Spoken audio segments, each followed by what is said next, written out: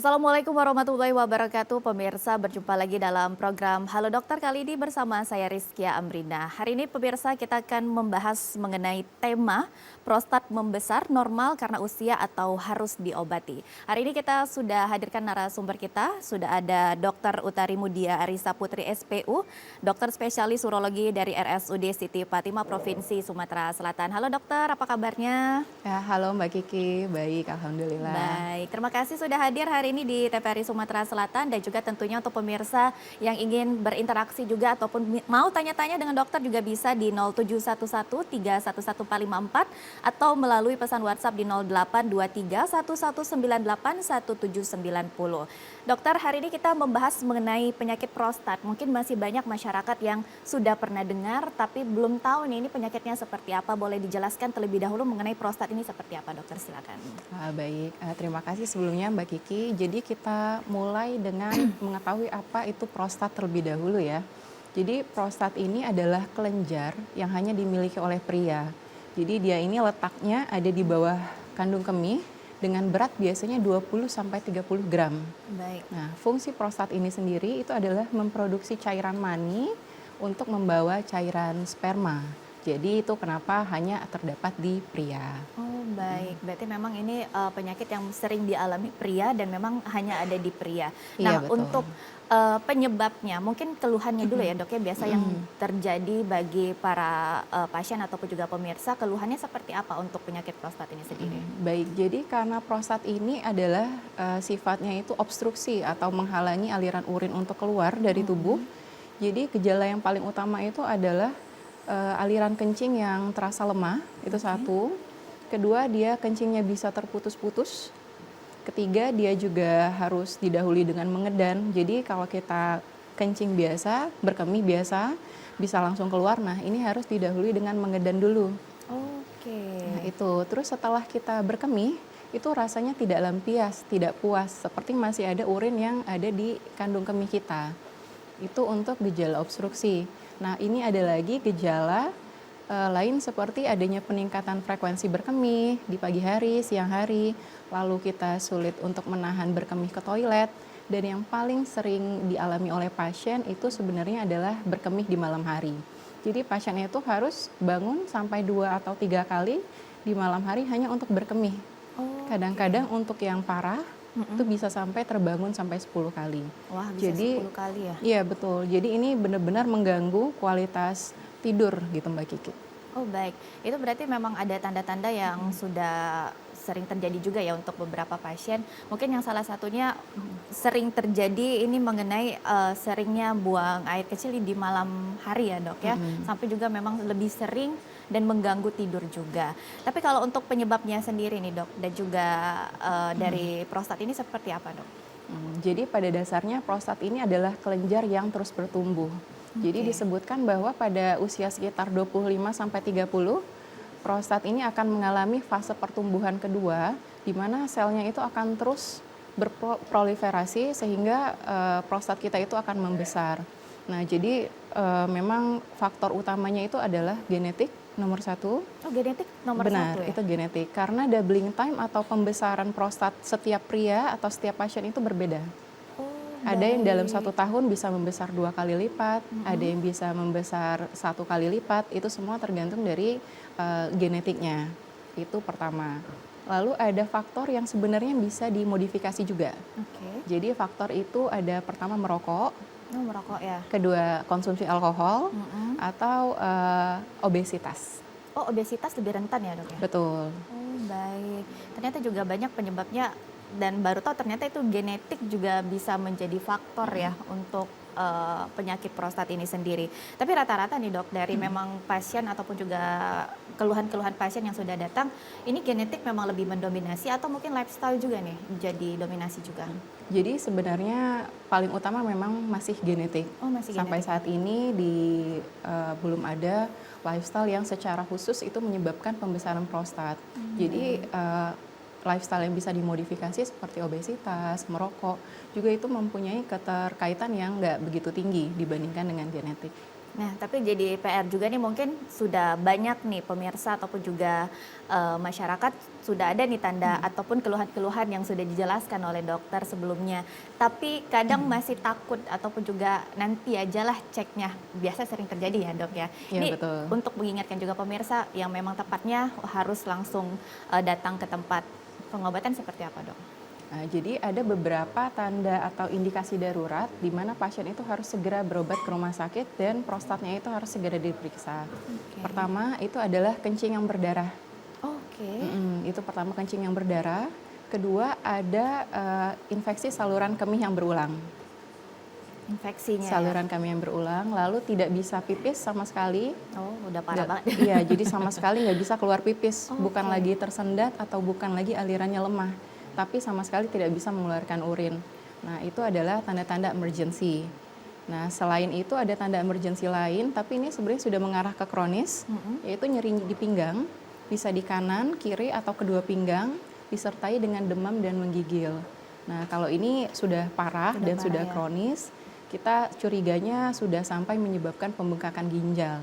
Oh, baik. Berarti sebenarnya jangan sampai benar-benar sudah tidak bisa mengeluarkan urin ya, Dok ya. Jadi kalau memang sudah ada keluhan sebaiknya segera diperiksa ya. Betul. Baik. Tapi kalau dari misalnya ada pasien yang juga sudah datang dengan beberapa keluhan, ini biasanya untuk penanganannya seperti apa, Dok? Baik, jadi penanganan prostat itu untuk di urologi ini termasuk penyakit yang penanganannya sangat variatif dan selalu berkembang. Oke. Untuk sekarang penanganannya itu bisa dimulai dari hanya konservatif, Mm-mm. hanya dengan obat, dengan operasi, atau bisa kombinasi dari ketiganya. Nah, jadi untuk pilihan terapi kapan sih kita harus minum obat saja dan kapan sih kita harus sudah dioperasi, itu biasanya dari tingkat keparahan atau severity-nya.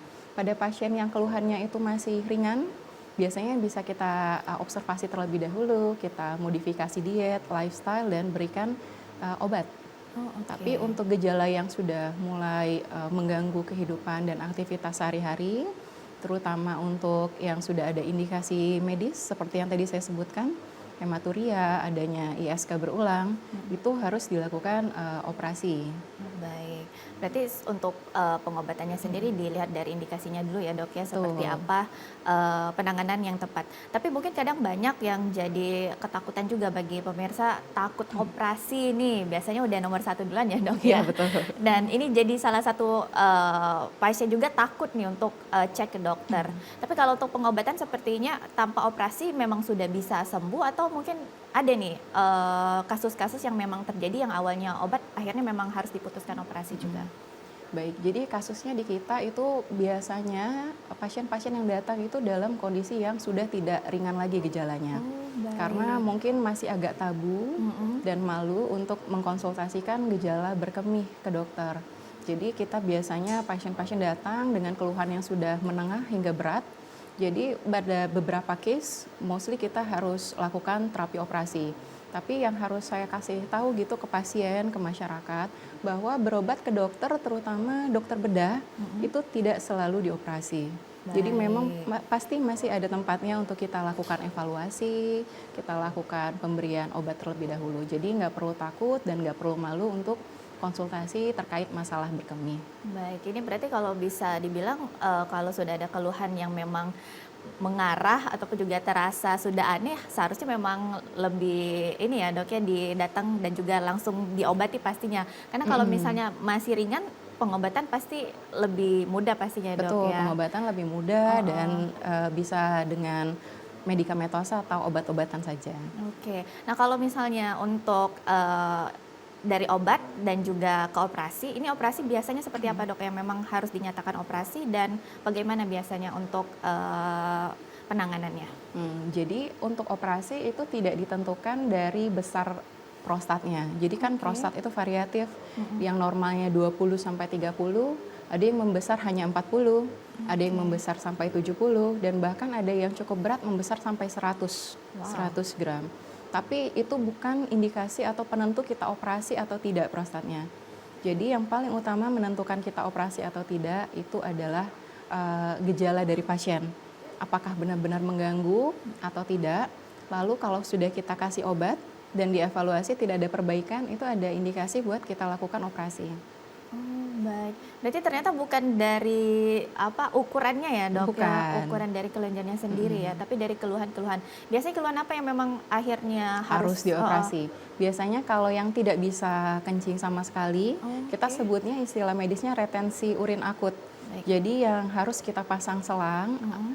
itu harus biasanya kita lakukan operasi. Oh baik, tapi kalau untuk operasi sendiri sebenarnya yang dilakukan ataupun juga apa ya penanganannya seperti apa sih dok? Akhirnya memang bisa Bisa. diangkat sembuh, ini dinyatakan sembuh atau seperti apa? Kadang yang ditakutkan terulang lagi nih dok. Oke. Nah, jadi untuk gambaran operasinya, sekarang kita itu sudah tidak menggunakan metode sayatan. Oke. Jadi kita menggunakan metode minimal invasif dengan teknik teropong. Jadi pasien-pasien itu tidak dilakukan sayatan sedikit pun. Hanya dimasukkan teropong lewat genitalianya, lalu dilakukan kerok prostat Harus. dan dipasang kateter dalam beberapa hari. Jadi tidak ada bekas luka di Wah. operasi prostat ini. Dan untuk reseksi prostat sendiri sekarang itu sudah jauh lebih berkembang. Bahkan sudah bisa kita lakukan dengan laser. Oh dengan laser ya Dengan berarti laser. sekarang ya. Lebih canggih ya dok Lebih ya. canggih. Mungkin kalau dulu masih agak gimana ya dok ya. Tapi sekarang sudah bisa menggunakan metode laser juga. Iya, betul. Berarti nggak ada sayatan dan bisa dibilang minim luka juga ya dok ya. Iya, betul. Jadi dengan adanya teknik laser ini sangat bagus untuk pasien-pasien yang harus mengkonsumsi obat-obatan jantung, obat-obatan stroke yang harus mengkonsumsi pengencer. Jadi dengan laser ini perdarahannya itu lebih minimal dan lebih mudah dikontrol. Jadi memang saat ini sedang sangat dikembangkan lah untuk teknologi laser pada prostat ini. Oke, tapi di RSUD Siti Fatimah sudah ada dok atau seperti apa? Ya, sudah bisa dilakukan di RSUD Siti Fatimah. Oh sudah bisa dilakukan. Nah tapi mungkin yang jadi ketakutan juga mungkin banyak mitos-mitos juga ya di masyarakat. Nanti kalau sudah operasi bisa terjadi lagi nggak sih dok? Atau sebenarnya kalau sudah operasi udah bisa sehat kayak gitu? Atau bisa balik lagi nih? Nah, oke. Jadi kalau bicara soal kekambuhan, kembali lagi ke sifat prostat tadi. Oke. Jadi dia memang seiring berjalannya usia dia akan terus berproliferasi, sel-selnya akan terus membelah. Jadi setelah dilakukan reseksi pun itu memang bisa terjadi kekambuhan. Nah, yang membedakan itu adalah kekambuhannya terjadi dalam beberapa tahun lagi. Jadi ada pasien yang kekambuhannya itu cepat dan ada yang kekambuhannya itu lama bahkan tidak terjadi. Jadi pada dasarnya itu akan terus membelah selnya, akan bertambah, tapi untuk mengganggu aktivitas atau tidak itu berbeda-beda tiap pasien. Oh baik, berarti ada kemungkinan juga kembali dengan keluhan yang Betul. sama ya dok ya. Tapi yang diperhatikan juga sebagai masyarakat atau juga sebagai pasien tetap menjalankan pola hidup sehat juga berpengaruh pastinya Iya, ya sangat dok. berpengaruh. Baik, pemirsa kami akan kembali tentunya setelah jeda berikut, tetaplah bersama kami dalam program Halo Dokter.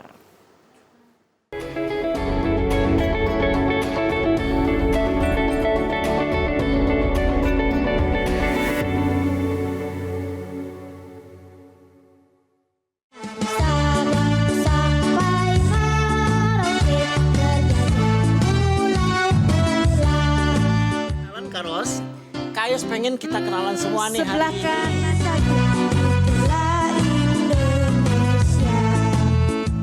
Berkibarlah bendera negeriku, berkibarlah engkau di dadaku. Gaizan sendiri sudah hafal berapa juz sih? Boleh dikasih tahu nih sama teman-teman lainnya? 2 juz. 2 juz, Masya Allah. Sekarang Kayos terasa ini sudah selesai dan di sini masih tersisa 1. Jadi Iya. kalau anak-anak ikut lomba mewarnain, pastikan semuanya full diwarnain ya. Melaraskan keanggunan daku ini.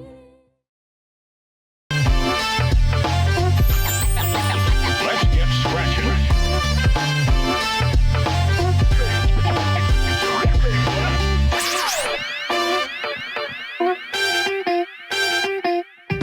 Hello and welcome to Sumsel Stories. I am Amira Shifa, your host, as we explore the heart of South Sumatra. Its culture, its people, the tradition, education, and everyday stories that inspire and connect us all. From local tradition to hidden gems, stay with us as we bring you closer to the warmth and wonder of South Sumatra. Suji Lake is located at Lembak Village, Lembak Subdistrict, Muara Enim Regency, with a distance around 80 kilometers from Palembang.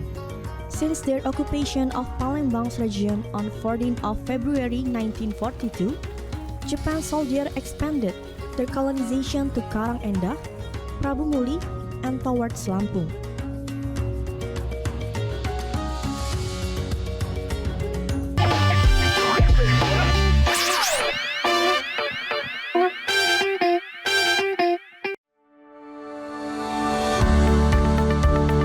Psikologi Populer kembali hadir menjumpai Anda bersama saya Rifda Alda Ufaira. Mengatakan ABK itu cuman hanya fisik ya kebanyakan, tapi secara intelektual itu juga ada yang kategori ABK juga. Kalau masalahnya intelektual dan sosial itu masuk dalam kategori ABK. MPD sendiri ini merasa dirinya itu lebih baik dari orang lain. Toxic relationship itu adalah hubungan di mana salah satu pihak itu tuh ada yang merugikan pihak lainnya. Bahkan bukan cuma satu pihak, kadang kedua belah pihak juga bisa merugikan hubungan tersebut. Generasi gitu ya, itu memang ada perbedaannya. Dalam artian juga kita memiliki perilaku seperti ini gitu ya, atau bisa dikatakan kita memiliki suatu kondisi yang seperti saat ini.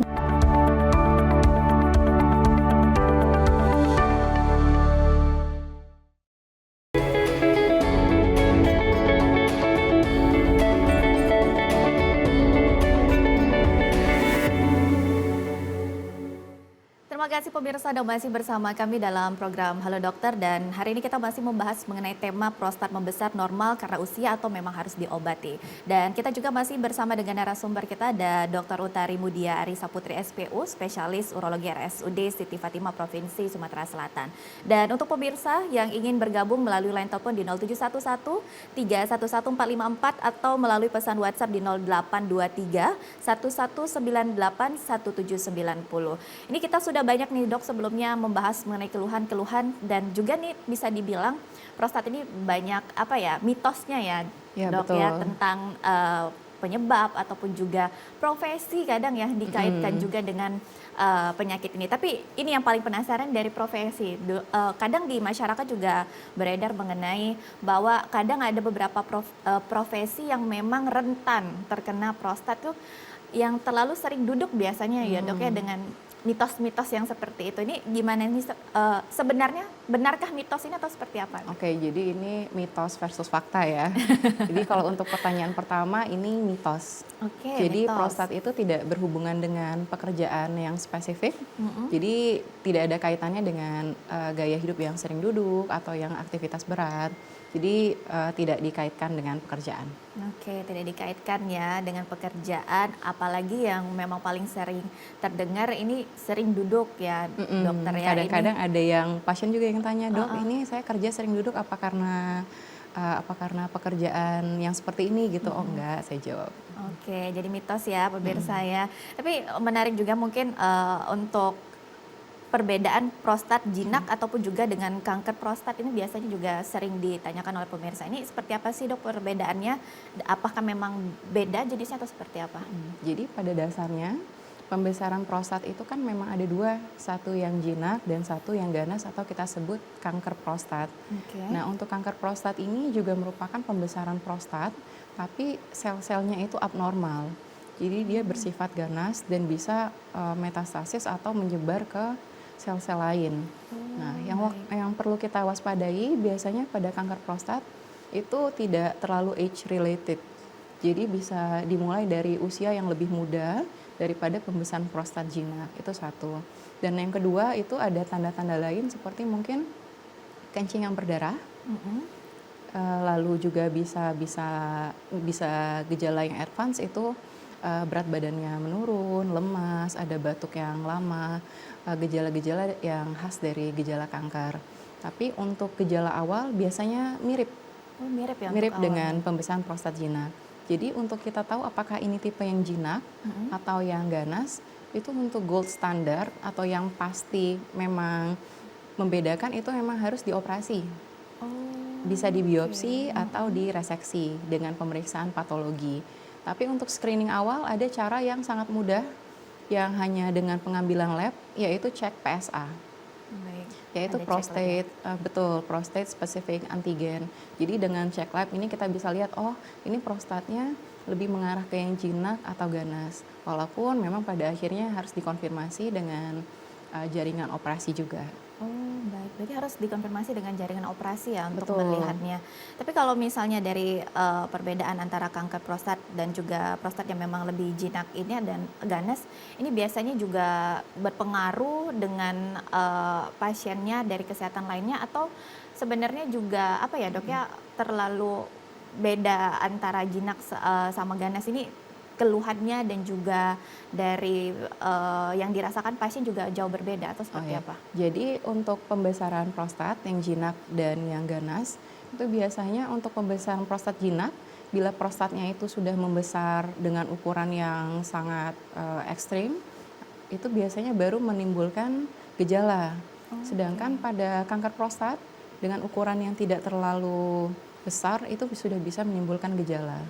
Nah, membedakannya itu juga sebenarnya bisa dilakukan bahkan oleh dokter umum.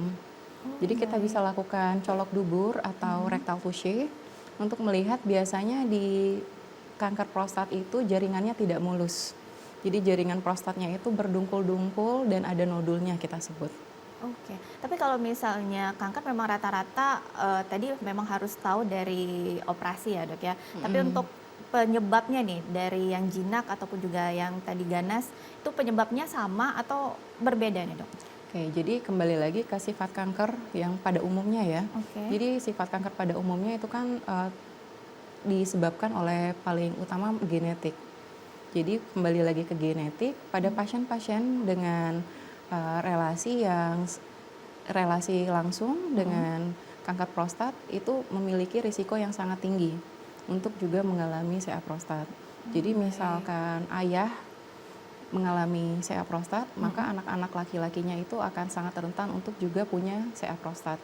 Sama seperti CA payudara atau kanker serviks, ya itu sangat berpengaruh dari genetiknya. Oke, berarti kalau memang sudah ada dari genetiknya juga sudah harus diwanti-wanti juga ya dok ya untuk pengobatan ataupun juga terutama ini mengenai pola hidup sehat juga. Dan ini berkaitan mungkin tadi kita bahas juga mengenai salah satu mitos yang tadi profesi ataupun juga kebiasaan yang terlalu sering duduk. Nah tapi ada juga nih kadang yang bilang kopi nih dok biasanya menjadi penyebab, apakah benar nih dok? Untuk prostat ini. Baik, jadi banyak juga yang tanya, dok ini saya sering minum kopi, apakah ini penyebabnya saya terkena prostat? Nah jawabannya ini mitos.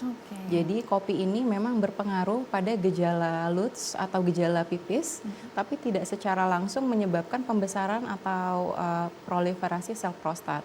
Jadi dia tidak menyebabkan, tapi memang dengan konsumsi kopi, teh yang mengandung kafein, itu gejalanya kadang-kadang memang jadi lebih berat. Jadi gejalanya bisa lebih berat juga ya dok ya. Bukan tidak boleh tapi jangan terlalu sering juga terlalu ya. banyak, Jangan terlalu banyak dan berlebihan ya dokter ya. Betul. Nah tapi ada mitos lainnya juga nih dok. Katanya juga kalau terlalu sering menahan untuk buang air kecil ataupun juga menahan berkemih ini juga salah satu faktor dan penyebab sebagai adanya penyakit prostat ini atau bagaimana nih dok dari sisi medis biar lebih diluruskan untuk pemirsa. Jadi untuk menahan berkemih itu tidak berhubungan dengan prostat. Jadi menahan berkemih itu lebih berhubungan dengan infeksi saluran kemih dan juga batu ginjal yang mana merupakan skop dari urologi juga, tapi memang bukan spesifik ke prostat. Baik, beda ya kasusnya dokter ya. Jadi banyak mitos-mitos yang memang bertebaran di masyarakat ya, masih simpang siur dan juga pengingat juga bagi masyarakat. Yang penting jangan takut untuk cek dan periksa ke dokter. Nah ini juga nih yang memang seharusnya kapan tepatnya sebaiknya pasien itu datang dan memeriksakan, apalagi sudah ada keluhan-keluhan yang memang sudah dijelaskan oleh dokter sebelumnya. Nah, baik, jadi saat ini direkomendasikan untuk pria lebih dari 50 tahun.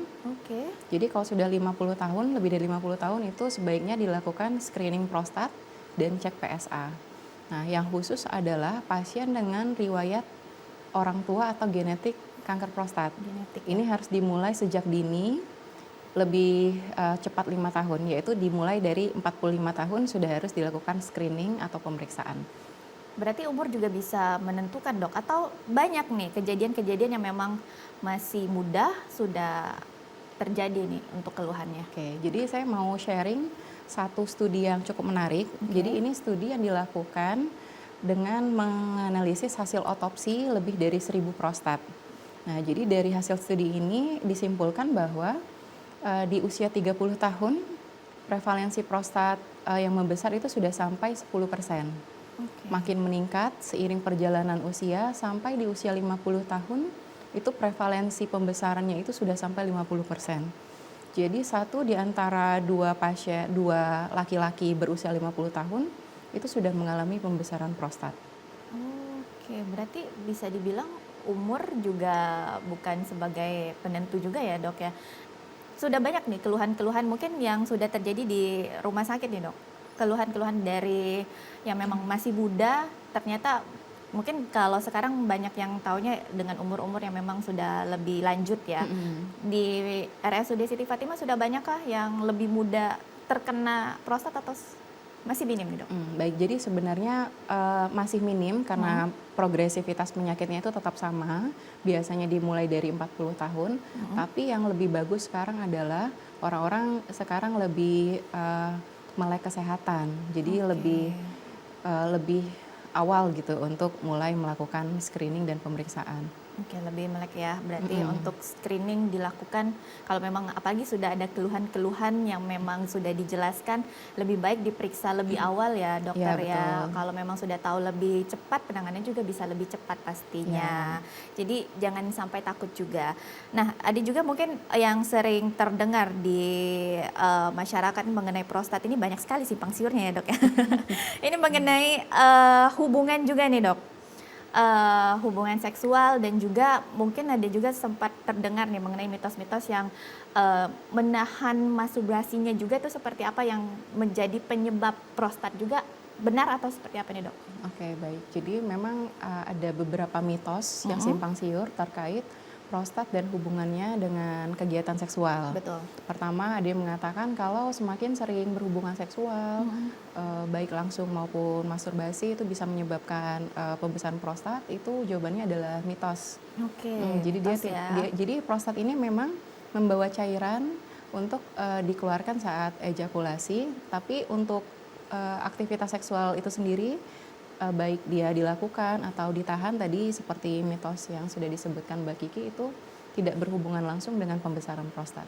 Tidak berhubungan langsung ya. Betul. Berarti semuanya mitos ya, Dokter ya. Mitos. Banyak sekali soalnya mitos-mitos mengenai penyakit prostat ini ya. Jadi kita lebih luruskan juga nih untuk pemirsa dan juga mengingat kalau memang ada keluhan-keluhan bisa langsung dicek dan juga dilakukan screening tentunya.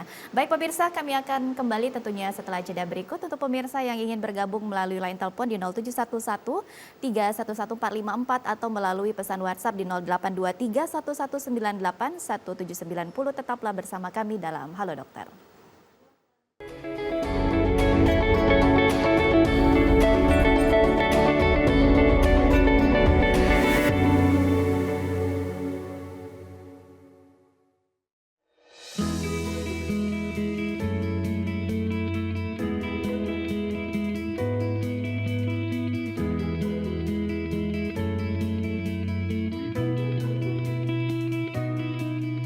Pagi Bu Lita. Pagi. Wah, usahanya sudah mulai maju ya Bu? Ya, biasa usaha kecil-kecilan. Jangan salah loh Bu, usaha seperti Ibu ini atau yang sering kita sebut dengan UMKM, salah satu penunjang ekonomi rakyat loh Bu. Anyaman rotan berupa piring, caping, tudung saji, dan aneka keranjang lainnya adalah kerajinan tangan khas Dusun Muara Tenang, Kota Pagar Alam. Dan menjadi cenderamata bagi wisatawan yang berkunjung ke kota wisata Pagar Alam. Industri kecil ini ditekuni masyarakat secara turun-temurun. Ada 95 UMKM anyaman rotan yang tersebar. 235 orang tenaga kerja terserap dengan nilai investasi Rp674.300.000. Bu, saya beli ini ya, tolong dibantu hitung, tapi jangan mahal-mahal loh Bu. Katanya Bapak mau membantu UMKM, kok nawar? Namanya juga pembeli, nawar boleh dong Bu.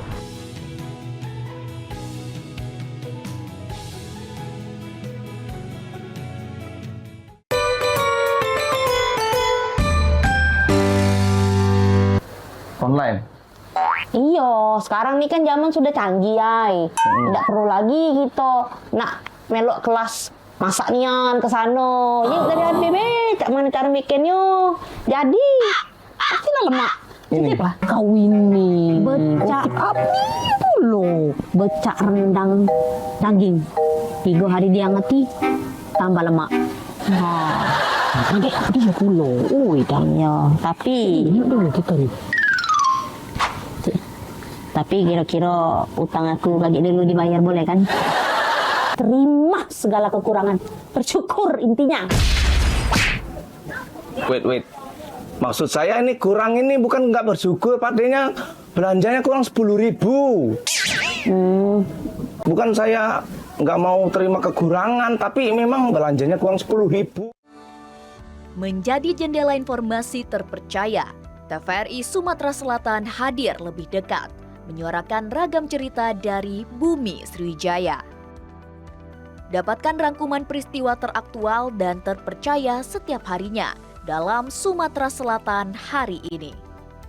Saksikan juga berita pilihan setiap minggunya dikemas menggunakan bahasa daerah khas Sumatera Selatan dalam Berita Baso Palembang, Berita Baso Sekayu, Berita Baso Besemah. Membawa kekayaan budaya, tradisi, dan pendidikan Sumatera Selatan ke panggung dunia. Saksikan Sumsel Stories, jendela budaya kita dalam bahasa Inggris. Dari informasi harian, kelestarian bahasa daerah, hingga cerita budaya yang mendunia.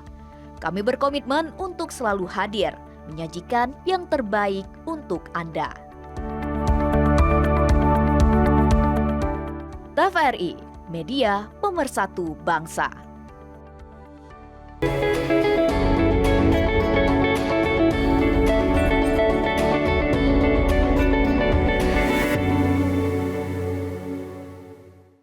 Terima kasih pemirsa, Anda masih bersama kami dalam program Halo Dokter dan kita masih membahas mengenai tema prostat membesar normal karena usia atau memang harus diobati. Dan untuk pemirsa yang ingin bergabung melalui line telepon di 0711311454 atau melalui pesan WhatsApp di 082311981790.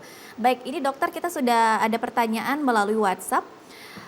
Saya Ibu Ainun di Jakabaring, dokter kakek saya pernah kena prostat, kemudian beliau operasi, namun selang 2 bulan prostat ini menjadi kanker prostat. Kemudian berjarak 2 minggu, prostat ini merambat ke ginjal. Apakah prostat ini memang bisa berkembang secepat itu dan biasanya apa faktor penyebabnya sampai terjadi seperti ini? Berat nih pertanyaannya dok ya. Silakan dok. Berdasarkan pengalaman viewers ya. Jadi untuk kanker prostat itu sendiri memang perjalanannya tergolong cukup cepat. Ya, jadi dari kanker yang hanya berada di prostat itu paling cepat itu menyebar hingga ke organ-organ sekitar seperti vesikula seminalis, bisa sampai ke dalam buli dan bisa juga sampai ke organ-organ yang jauh seperti paru-paru, seperti tulang. Nah, tapi biasanya ini dikarenakan pada saat awal itu untuk pemeriksaan atau screening awalnya mungkin kurang tepat ya. Baik. Jadi sebenarnya kalau memang dari terjadinya hal seperti ini penyebabnya juga apa nih dok dari sisi pasiennya juga? Terjadinya cepat juga berkembang penyebabnya atau memang lifestyle atau seperti apa? Baik, jadi sebenarnya untuk dia sampai bisa metastasis kita sebutnya menjalar ke organ-organ yang jauh itu membutuhkan waktu yang lebih dari 6 bulan biasanya. Nah, jadi untuk case pasien yang ini dalam 2 bulan sudah sampai naik ke ginjal dan organ-organ yang jauh itu kemungkinan memang dia sudah berada di grade atau stage yang tinggi.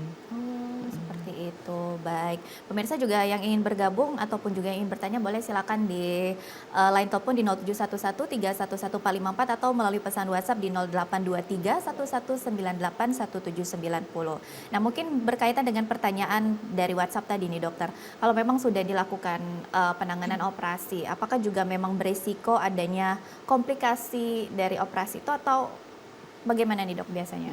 Baik, jadi walaupun operasinya itu sudah dikatakan minimal invasif, tidak ada sayatan luar, tapi tetap ada jaringan yang kita kerok dan kita potong.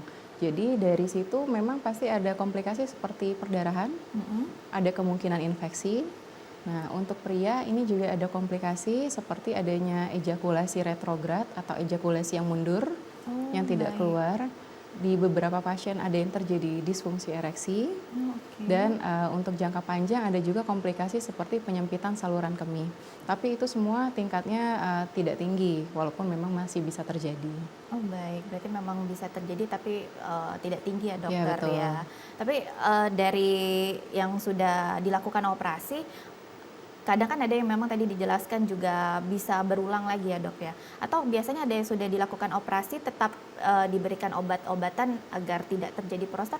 Ada penanganannya seperti itu atau enggak nih dok? Oke, jadi mitos yang beredar di masyarakat kalau kita sakit prostat harus minum obatnya seumur hidup gitu ya. Betul. Ada yang bilang seperti itu. Jadi sebenarnya ini adalah mitos.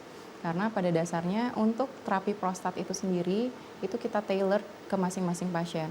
Untuk terapi pasien yang sudah dioperasi dan sudah tuntas, tidak ada gejala itu bisa tidak kita berikan obat lagi.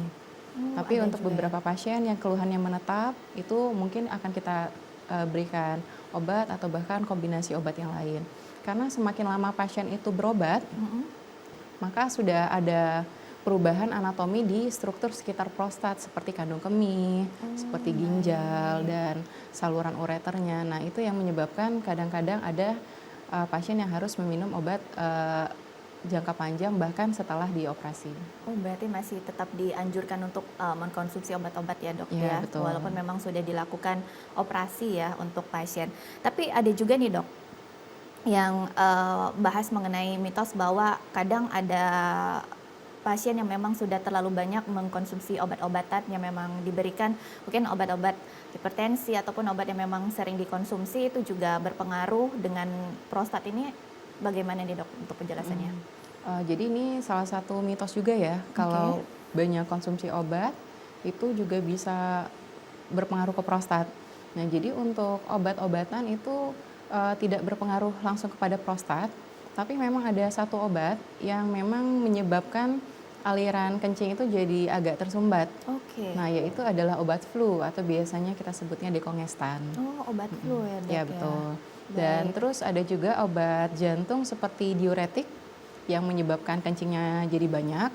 Nah, itu kadang-kadang bisa membuat gejala prostatnya itu jadi lebih berat. Tapi sebenarnya tidak ada yang berhubungan langsung yang menyebabkan prostatnya itu besar, tidak ada. Oh baik, tapi ada juga kadang makanan-makanan yang apa ya, kadang dihindari, jangan terlalu banyak makan yang ini nih, nanti rentan terkena prostat. Banyak juga kan mitos-mitos yang terjadi. Sebenarnya kalau dari sisi medisnya sendiri seperti apa nih dokter mengenai mitos itu sendiri? Jadi sebenarnya kalau dari sisi medis ada satu makanan juga yang bisa menyebabkan iritasi kandung kemih, yaitu makanan yang terlalu pedas. Oh yang pedas. Ya, jadi itu benar, memang secara medis dia bisa menyebabkan iritasi saluran kemih. Tapi itu tidak spesifik ke prostat. Ya, jadi memang bisa menyebabkan gejala berkemih, tapi bisa di perempuan maupun pria. Oke, berarti yang namanya pola hidup sehat juga harus memang dijalankan ya dokter ya. harus. Seluruh penyakit ya pastinya Seluruh ya dok. penyakit baik pria maupun perempuan. Iya betul, dan juga kadang apalagi sekarang banyak sekali makanan-makanan ataupun juga ya memang banyak sekali jenis-jenis makanan yang bisa juga membuat kita kurang nih menjalankan pola hidup sehat pastinya. Tapi kalau misalnya sebagai lelaki yang memang apa ya rentan terkena prostat dibandingkan wanita pastinya, apa sih yang memang bisa dilakukan oleh pria tuh agar terhindar nih dok? Karena kan kita harapannya bukan saat pengobatannya, tapi juga mencegahnya. Seperti apa yang memang harus dilakukan untuk para pria, apalagi yang rentan terkena di umur 40 tahun ke atas ya dok? Seperti apa? Nah, jadi hal yang bisa kita modifikasi itu ada faktor resiko. Yang pertama yaitu adalah obesitas. Obesitas. Jadi ya? kita bisa melakukan aktivitas fisik yang rutin untuk mencegah obesitas dan mencegah terjadinya pembesaran prostat jinak. Kedua, kita stop merokok dan konsumsi alkohol. Oke, alkohol ya. Tapi untuk konsumsi obat-obatan juga bisa jadi faktor ya, Dok ya? Tapi kalau obat-obatan secara umum itu Obat-obatan terlarang, Dok, maksudnya? Oh, obat-obatan terlarang itu juga tidak boleh Iya. dikonsumsi. Oh, pasti juga ya menjadi salah satu faktor ya. Jadi yang namanya pertama obesitas ya. Obesitas. Yang harus dihindari pastinya kita harapkan yang namanya menjaga kesehatan nomor 1 juga ya, Dok ya. Nah, ini mungkin menarik juga nih untuk dokter, prakteknya di mana aja. Mungkin ada pemirsa yang juga sudah terjadi keluhan-keluhan tapi takut nih, Dok. Ini dokter prakteknya di mana aja nih, Dok? Ya, jadi saya sekarang praktek di Siti Fatimah, di RSUD Siti Fatimah. Lalu saya juga praktek di Rumah Sakit Hermina dan Klinik Rekons. Oke, kalau di RSUD Siti Fatimah hari apa aja nih biasanya, dokter? Kalau untuk di RSUD Siti Fatimah saya di hari Senin dan Sabtu. Lalu di Hermina saya di hari Senin, Rabu, dan Kamis. Dan di Klinik Rekons itu Senin sampai Kamis. Oke, jadi boleh kalau mau langsung berkonsultasi dengan dokter pastinya. Dan juga nih untuk di Rumah Sakit Siti Fatimah mungkin banyak juga masyarakat yang takut untuk melakukan cek ataupun screening dan pengobatannya. Ini di cover BPJS atau seperti apa nih, dokter? Ya, baik. Jadi kebetulan Rumah Sakit Siti Fatimah kan sudah jadi rumah sakit tipe A ya. Jadi untuk pemeriksaan prostat kita sudah cukup komprehensif dan sudah lengkap, baik dari cek lab PSA, dari uroflometri, dari operasinya sendiri, bahkan kita juga sudah punya laser untuk melakukan modalitas operasi terbaru. Nah, dan itu semua ditanggung oleh BPJS. Oke, semuanya bisa ditanggung BPJS ya. Dan juga untuk pemirsa yang pastinya tadi banyak keluhan-keluhan yang memang sudah dirasakan, jangan takut untuk melakukan pengecekan. Jadi pengecekan yang lebih dini juga pastinya kita harapkan lebih bisa ditangani dengan cepat ya, dokter ya, pastinya. Dan juga yang paling ditakutkan mungkin banyak dari pemirsa yang takut operasi, tapi juga bisa dilakukan screening lebih cepat, penanganan juga pastinya lebih cepat. Baik pemirsa, kami akan kembali tentunya setelah jeda berikut. Tetaplah bersama kami dalam program Halo Dokter.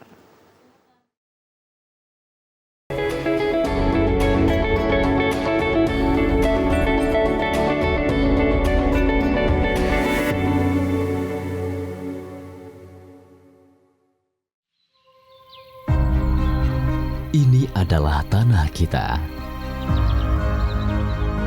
Tempat di mana setiap nafas menghembuskan semangat membara.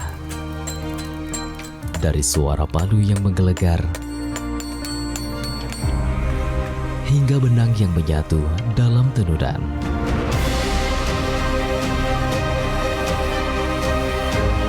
Semangat yang tak pernah padam adalah simbol dari harapan.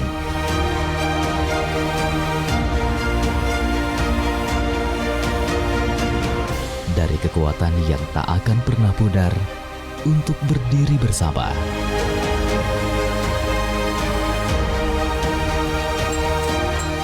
Sebagai satu bangsa yang tak terpisahkan.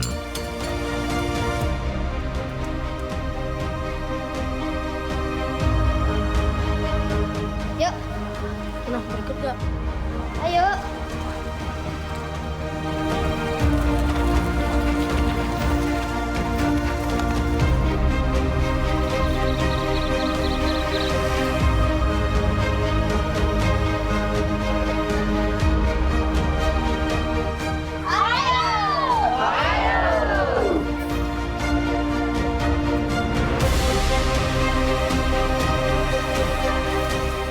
Di bawah langit yang sama, kita bersatu. Tak ada yang lebih kuat dari kebersamaan. Kita adalah satu. Kepada bendera merah putih, hormat! Gerak!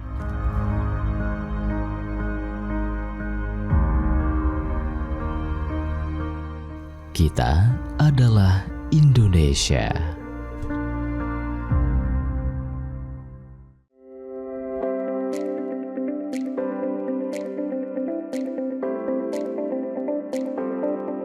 Melihat anggur ini sangat prospek. Ternyata anggur itu bisa dibudidayakan di Indonesia, utamanya di dataran tinggi. tantangannya ada di cuacanya, karena anggur itu sangat menyukai tempat atau daerah yang panas, dan kami itu di sini di 1000 mdpl tuh sangat rentan. Di sini banyak kabut, di lain mungkin di sini adanya hama seperti kelelawar atau tupai, itu menjadi tantangan lah. Untuk budidaya anggur sendiri sebenarnya sangat memerlukan keterampilan khusus. Jadi untuk keterampilan itu sendiri seperti percabangan, pupuknya seperti apa, medianya seperti apa yang baik, dan iklimnya seperti apa itu harus dipelajarinya memang tidak sebentar. Dampak positifnya sangat banyak sekali untuk masyarakat sekitar. Ada beberapa pegawai juga warga asli dari Desa Pada Asih. Alhamdulillah dari berbudidaya anggur ini perekonomian keluarga semakin meningkat dan semakin sejahtera. Urban farming dengan menanam anggur itu benar-benar sangat menjanjikan. Tidak perlu lahan yang luas pun anggur ini bisa berbuah. Ayo dukung perekonomian rakyat, petani cerdas, petani sejahtera.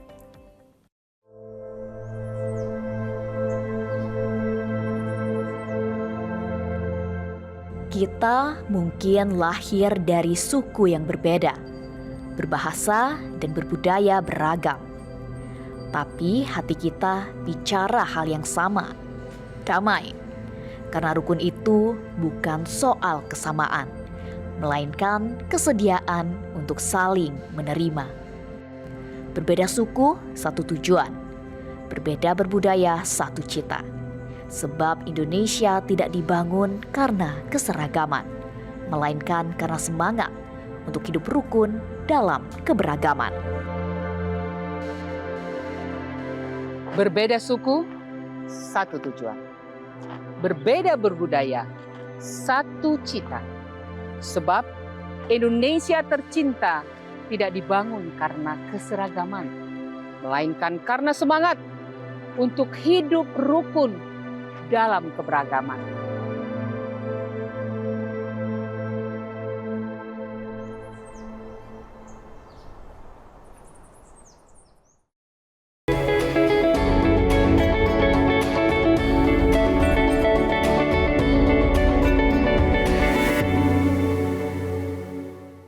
Terima kasih pemirsa, Anda masih bersama kami dalam program Halo Dokter, dan kita masih membahas mengenai tema prostat membesar normal karena usia atau harus diobati. Dan tentunya untuk pemirsa yang ingin bergabung melalui line telepon di 0711 311 454 atau melalui pesan WhatsApp di 0823 1198 1790. Ada pertanyaan lagi dokter yang masuk melalui WhatsApp. Tidak ada namanya, tapi langsung kita bacakan saja. Halo dokter, banyak pria tetap bekerja, berolahraga dan menjalani aktivitas seperti biasa meskipun mengalami gangguan buang air kecil. Apakah seseorang yang terlihat sehat dari luar tetapi sebenarnya sudah mengalami masalah prostat yang cukup serius? Seperti apa nih dokter, silakan. Ya, baik. Jadi untuk masalah prostat ini adalah masalah yang sangat subjektif ya, yang hanya sebenarnya bisa dirasakan oleh pasien.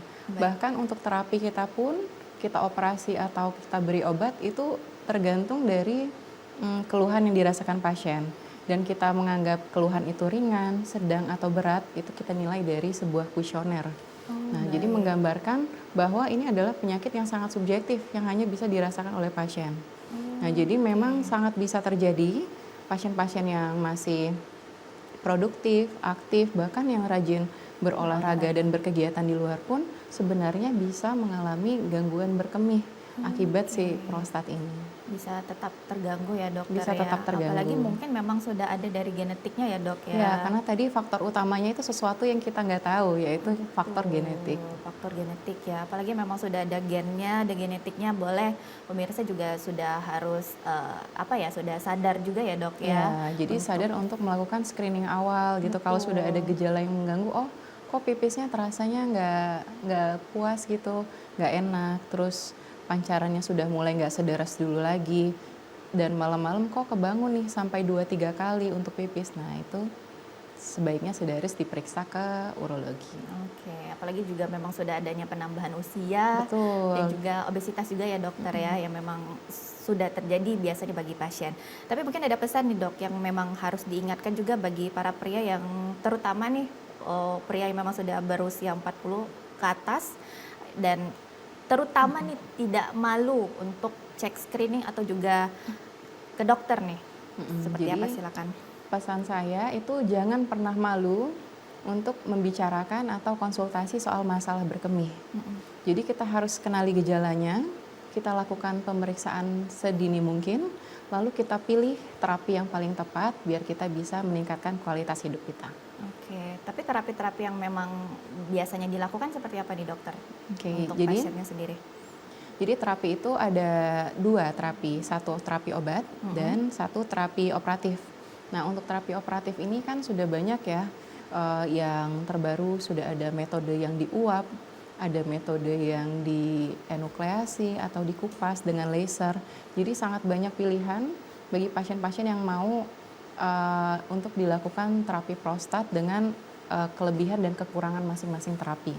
Kira-kira seperti itu. Jadi bisa didiskusikan, oh yang mana dok yang efek samping ininya lebih rendah, kita bisa carikan, kita bisa pilihkan sesuai dengan keluhan yang sedang dirasakan.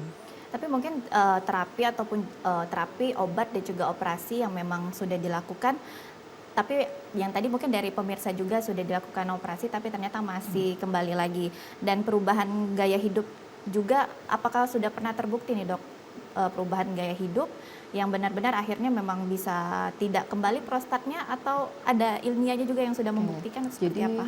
secara ilmiah dan secara penelitian itu memang belum ada perubahan gaya hidup atau modifikasi lifestyle yang secara langsung berkorelasi.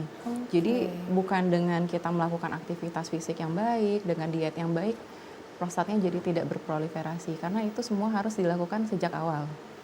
Baik, Sejak ya. prostatnya itu mulai berproliferasi atau bertambah selnya. Bertambah selnya ya. Jadi tapi bukan berarti karena perubahan gaya hidup belum ada ilmiahnya, jadi jangan sampai tidak berubah gaya hidup juga ya dok ya. Karena sebenarnya itu merupakan faktor risiko. Cuman dia tidak ada korelasi langsung. Jadi faktor risiko tapi memang tidak punya korelasi langsung. Baik, faktor risiko ya. Jadi yang namanya melakukan pola hidup sehat yang memang sudah harus kita lakukan. Betul, ya dokter untuk ya. penyakit lain juga kan. Iya, untuk penyakit lain juga, bukan hanya penyakit prostat pastinya, dan juga kita takutkan mungkin tadi juga dijelaskan bahwa adanya komplikasi juga dari penyakit-penyakit lainnya mengenai prostat ini, terutama juga genetik. Tapi ada nggak sih dok yang memang bisa dilakukan untuk pria agar tidak terkena prostat ini, atau mungkin ada yang bisa dilakukan, gimana ya ngomongnya ya? Yang namanya penyakitnya kita tidak tahu ya, tapi mungkin untuk berusaha agar mencegah tadi. Jadi terkesan membingungkan karena dari tadi kita bahasnya genetik Iya, genetik betul. gitu. Apa sih lifestyle yang bisa kita ubah gitu? Apa sih dok yang bisa diusahakan gitu kan? Jadi memang harus diketahui bahwa ini penyakit yang age related, saya ulangi lagi.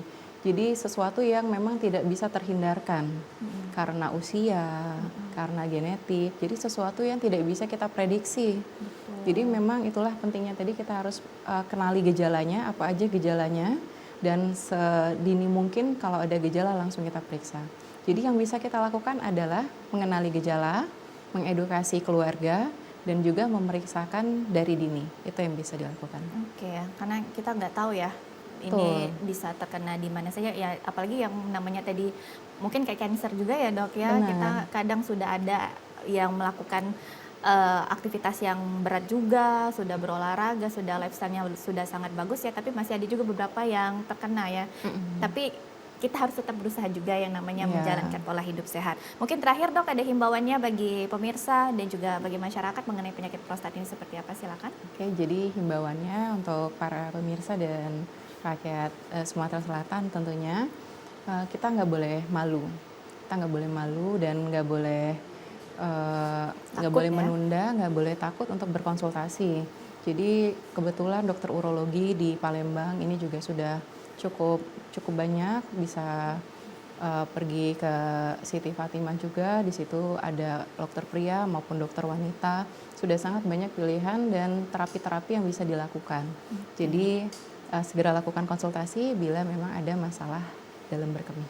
Betul, dan juga jangan takut apa-apa langsung operasi, enggak ya dok ya? Jadi itu mitos ya, Iya, kalau ke dokter betul. bedah pasti dioperasi. Kadang yang takut berobatnya ini duluan udah takut operasinya, karena sebenarnya ternyata untuk pengobatannya bukan hanya operasi, tapi ada pengobatan dengan obat-obatan dan juga terapi juga ya dokter Ya, ya. betul. Jadi untuk pemirsa juga jangan takut, dan terutama tadi jangan takut, jangan menunda pastinya, dan juga segera konsultasikan kalau memang sudah ada keluhan-keluhan yang terjadi, apalagi memang sebagai pria yang sudah ada genetiknya dan juga sudah ada keluhan-keluhan, jadi diharapkan screening lebih awal agar juga penanganannya lebih cepat ya pastinya. Terima kasih untuk Dr. Utari Mudiari Saputri SPU, tentunya spesialis urologi dari RSUD Siti Fatimah, Provinsi Sumatera Selatan, hari ini sudah berbincang. Terima kasih dokter. Ya, terima kasih Mbak Kiki. Baik. Dan tentunya pemirsa, demikianlah Halo Dokter kali ini. Akhir kata, saya Rizky Amrina pamit undur diri. Terima kasih atas kebersamaan Anda. Sampai jumpa. Dokter